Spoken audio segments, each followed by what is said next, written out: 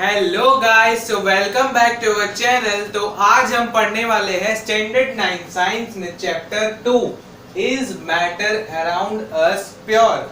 हमारे आसपास जो भी मैटर है क्या वो प्योर है। तो लास्ट चैप्टर में हमने पढ़ा था कि मैटर क्या है, मैटर की प्रॉपर्टीज क्या है, मैटर के कितने स्टेट्स होते हैं, तो सॉलिड, लिक्विड एंड गैस। अब उनके पार्टिकल्स पे कौन कौन सी चीजें अफेक्ट करती है, तो हीट अफेक्ट करता है, फिर उसके बाद टेम्परेचर अफेक्ट करता है, फिर उसके बाद हमने पढ़ा था इवेपोरेशन। इवेपोरेशन के फैक्टर्स क्या है वो भी हमने पढ़े थे।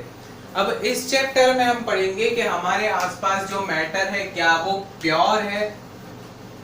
ओके, कॉमन मैन के हिसाब से कोई भी चीज प्योर होती है, लेकिन साइंटिस्ट के हिसाब से कोई भी दो चीजों को मिलाकर अगर कोई एक चीज बनती है तो वो प्योर नहीं कहलाती है।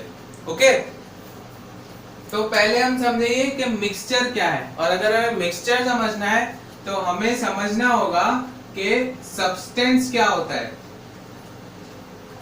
ओके, तो सब्सटेंस एक ऐसी चीज है जिसके सारे पार्टिकल्स एकदम मतलब सेम होते हैं, वो किसी भी दो चीजों को मिला के नहीं बनता है। सब्सटेंस एक प्योर फॉर्म है।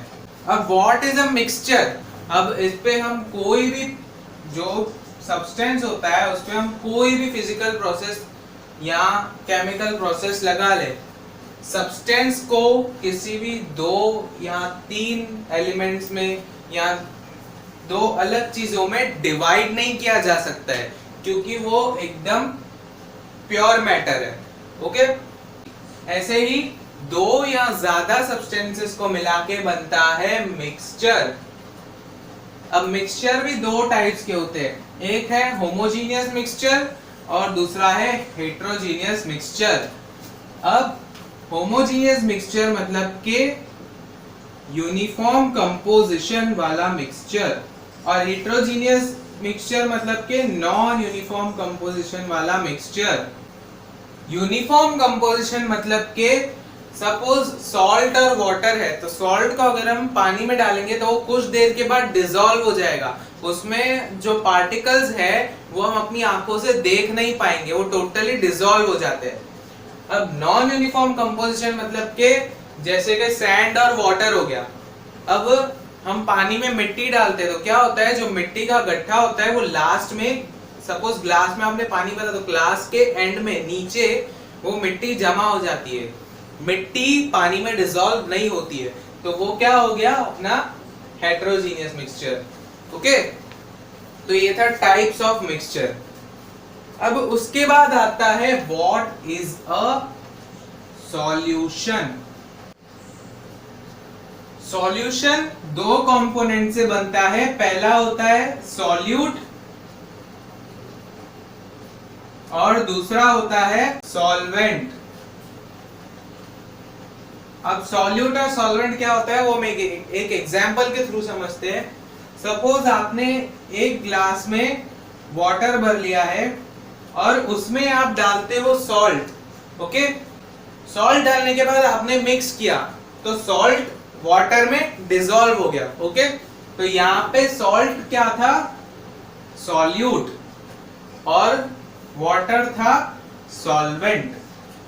सॉल्यूट मतलब वो चीज जो सॉल्वेंट में डिसॉल्व होने वाली हो, जो चीज डिसॉल्व हो जाती है उसे हम कहते हैं सॉल्यूट, और सॉल्वेंट मतलब कि जिस चीज में सॉल्यूट डिसॉल्व होने वाला हो, जो डिसॉल्व करता हो वो सॉल्वेंट, और जो डिसॉल्व होता हो वो होता है सॉल्यूट। ओके, तो सॉल्यूशन दो चीजों से बनता है जो है सॉल्यूट और solvent. A solution is a homogeneous mixture of two or more substances. Solution क्या है, homogeneous mixture है। Okay, lemonade, soda water, etc. are all examples of solutions. Solid अगर लिक्विड में डिसॉल्व होता है तो उसे ही हम सॉल्यूशन नहीं कहते। अब सॉलिड सॉल्यूशंस भी होते हैं। सॉलिड सॉल्यूशंस मतलब के दो मेटल्स को मिला के जो एलॉय बनता है,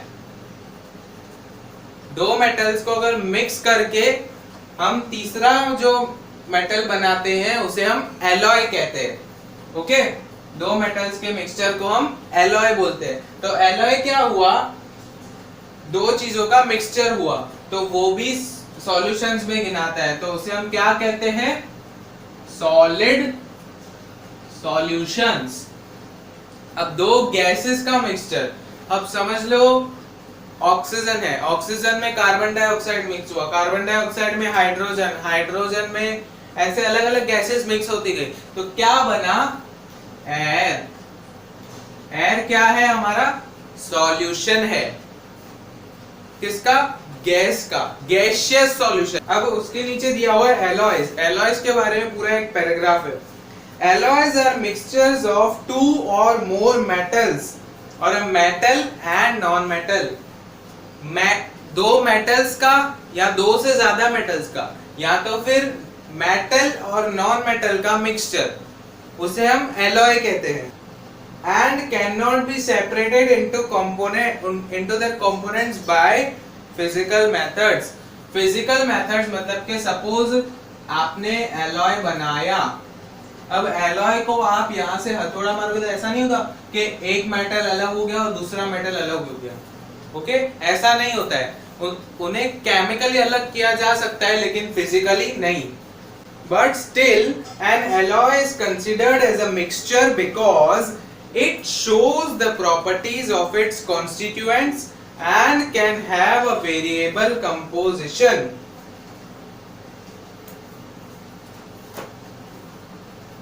एक एलॉय को हम मिक्सचर इसलिए बोल सकते हैं क्योंकि सपोज हमने जो ये मेटल 1, ये पहला मेटल, ये दूसरा मेटल, तो इसकी जो प्रॉपर्टीज होगी वो एलॉय में प्रेजेंट होगी और इसकी कुछ प्रॉपर्टीज भी एलॉय में प्रेजेंट होगी, तो वो अपने कंपोनेंट्स की प्रॉपर्टीज दिखाता है, इसलिए वो मिक्सचर माना जाता है।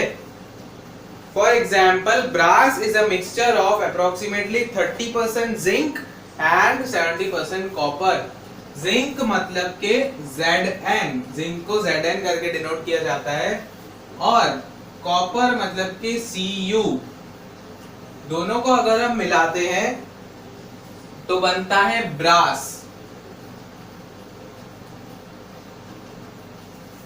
जिंक और कॉपर दोनों, जिंक और कॉपर को अगर हम मिलाते हैं तो हमें ब्रास मिलता है, तो ब्रास क्या है, एलॉय है, और ये दोनों उसके कंपोनेंट्स हैं। आगे हम एग्जांपल्स पे बढ़ते हैं। Okay, a solution of sugar in water is a solid liquid solution. अब हमने वाटर में शुगर डाला, तो शुगर क्या है, सॉलिड है, वाटर है लिक्विड, तो ये क्या हो गया, सॉलिड लिक्विड सॉल्यूशन हो गया, मतलब कि सॉलिड और लिक्विड के बीच का सॉल्यूशन हो गया। Okay, next example, a solution of iodine in alcohol is known as tincture of iodine. Iodine solid है और अल्कोहल लिक्विड है, तो आयोडीन को जब हम अल्कोहल में डालेंगे तो टिंक्चर ऑफ आयोडीन करके एक सॉल्यूशन बनता है। ओके, तो उसे हम क्या करेंगे, solid liquid solution, solid liquid solution। Aerated drinks like soda water etc are gas in liquid solutions।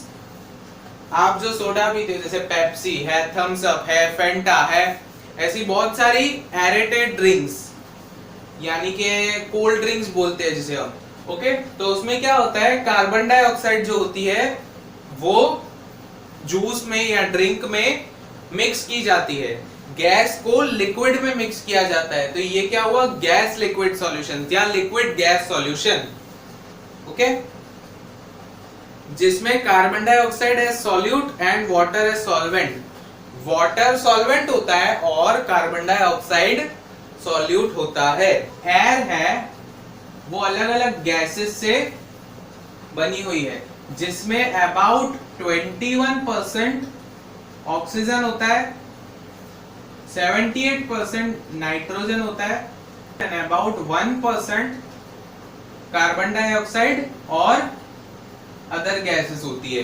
Okay, तो ये क्या हुआ, अलग अलग गैसेस का मिक्सचर हो गया।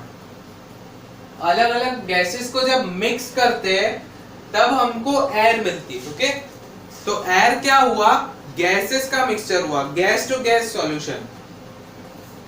Properties of a solution, a solution is homogeneous mixture. ये इंपॉर्टेंट टॉपिक है, 2 मार्क्स में बहुत सारे टीचर्स इसे पूछते हैं। अ solution is a homogeneous mixture. Solution क्या है, होमोजेनियस मिक्सचर है, मतलब इसके पार्टिकल्स हम अपनी आंखों से नहीं देख सकते। The particles of a solution are smaller than 1 nanometre. अब यहाँ पे 1 नैनोमीटर का मेजर क्या दिया हुआ है, 1 nanometre is equal to 10⁻⁹ metre. 10⁻⁹ मतलब के 1/10⁹ मीटर। ओके, तो ये है सॉल्यूशन के पार्टिकल्स की size. So they can not be seen by naked eyes, जो मैंने बोला। Because of very small particle size they do not scatter a beam of light passing through the solution. अब suppose sugar और water का solution है, sugar उसमें dissolve हो गया, तो होता क्या है, अगर आप उसमें से लाइट पास करते हैं तो लाइट पास तो हो जाएगी, लेकिन जो बीच का पैथ है, मतलब कि यहां से हमने लाइट पास की, ओके, तो वो क्या होगा, यहाँ पे जो पैथ है वो हमें नहीं दिखेगा, डायरेक्टली यहां से लाइट इमर्ज होगी। तो इसे हम क्या कहेंगे,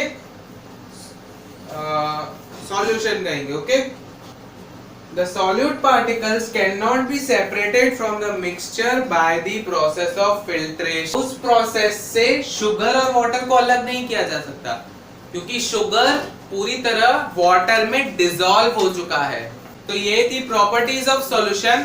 सो गाइस, अब हम पढ़ने वाले हैं कॉन्सेंट्रेशन ऑफ सॉल्यूशन। अब कॉन्सेंट्रेशन के बेस पे सॉल्यूशन के 2 टाइप्स होते हैं, जो है सैचुरेटेड एंड अनसैचुरेटेड। अब एक सॉल्यूशन का एग्जांपल ले लेते हैं हम, जो कि है वाटर और सॉल्ट।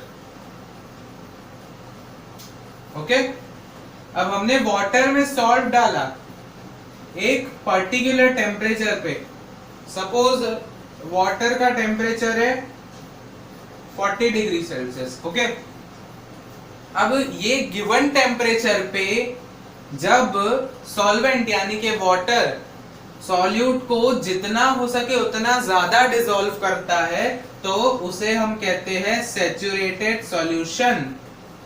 और अगर एक पर्टिकुलर टेम्परेचर पे जो सॉल्वेंट है अपनी कैपेसिटी से कम सॉल्यूट को डिसॉल्व करता है, तो उसे हम कहते हैं अनसैचुरेटेड सॉल्यूशन। ओके, अब सैचुरेटेड सॉल्यूशन में जब एक गिवन टेम्परेचर पे सॉल्वेंट मैक्सिमम सॉल्यूट को डिसॉल्व करता है, तो उसे उसकी सॉल्युबिलिटी कहते हैं। ओके, फिर उसके बाद है कॉन्सेंट्रेशन ऑफ सॉल्यूशन की फॉर्मूला। अब कॉन्सेंट्रेशन जो है वो हम 2 मेथड से कैलकुलेट कर सकते हैं। फर्स्ट मेथड है mass by mass percentage of a solution. Mass of solute, salt का mass upon mass of solution, मतलब के सॉल्ट और वाटर को मिला के जो सॉल्यूशन का मास है उससे डिवाइड करेंगे इनटू 100। तो ये था मास by mass percentage of a solution. अब है mass by volume percentage of a solution. Solute यानी कि सॉल्ट का मास और वॉल्यूम ऑफ सॉल्यूशन, मतलब के सॉल्ट और वाटर दोनों मिला के सॉल्यूशन का मास कितना है वो इनटू 100। ओके, तो ये 2 मेथड्स थी कॉन्सेंट्रेशन कैलकुलेट करने के लिए। अब हमारा नेक्स्ट पॉइंट है what is a suspension. Suspension क्या होता है? अ suspension is a heterogeneous mixture in which solute particles do not dissolve but remain suspended throughout the bulk of the medium.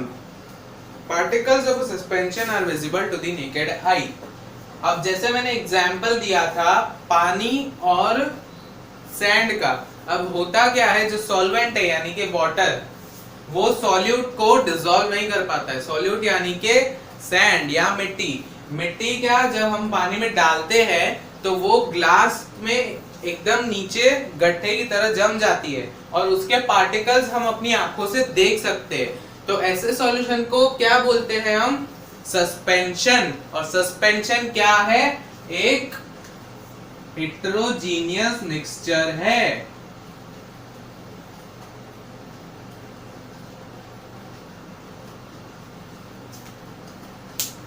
Okay फिर उसके बाद आते हैं properties of suspension. Suspension is a heterogeneous mixture. The particles of a suspension can be seen by our naked eye. हम अपनी आंखों से suspension के पार्टिकल्स को देख सकते हैं। यहाँ पे अगर हम एग्जांपल लेते हैं तो सपोज हमने शुगर में सैंड डाल दी या शुगर में सॉल्ट डाल दी, ओके, या सॉल्ट में हमने सैंड डाल दी, okay. The particles of a suspension scatter a beam of light passing through it and make its path visible. Suspension में से जब हम लाइट पास करते हैं तो वो दूसरी तरफ से निकलती है, क्योंकि दूसरी तरफ से निकलती है और जो बीच में पैथ होता है, जो सस्पेंशन सॉल्यूशन में से पास होते टाइम लाइट का जो पैथ होता है वो भी हमें विजिबल होता है। Okay, fourth point, the solute particles settle down when a suspension is left undisturbed, that is a suspension is unstable. जो सॉल्यूट पार्टिकल्स होते हैं सस्पेंशन में, वो क्या होते हैं, वेसल के बॉटम में जाके वहां पे जम जाते हैं, मतलब कि एक सस्पेंशन अनस्टेबल होता है। They can be separated from the mixture by the process of filtration. Filtration से हम उसे separate कर सकते हैं। When the particles settle down, the suspension breaks and it does not scatter light anymore. जब solute particles एकदम नीचे settle हो जाते हैं, उसके बाद जो सस्पेंशन है उसमें से लाइट पास नहीं होती है। तो गाइज आज के लिए बस इतना ही। अब आगे के टॉपिक्स जैसे कि कॉलॉइडल सॉल्यूशंस क्या होते हैं, टिंडल इफेक्ट क्या होता है, ये सब कंसेप्ट्स हम नेक्स्ट वीडियो में पार्ट 2 में हम पढ़ेंगे। ओके, तो फिलहाल अभी के लिए बाय, लेकिन उससे पहले आप लाइक, कमेंट, शेयर और सब्सक्राइब करें। ओके, सब्सक्राइब के बाद आपको एक बेल आइकन दिखेगा तो उसे भी टैप कर दे ताकि मेरे हर एक वीडियो की आपको नोटिफिकेशन मिलती रहे। Okay, thank you and bye.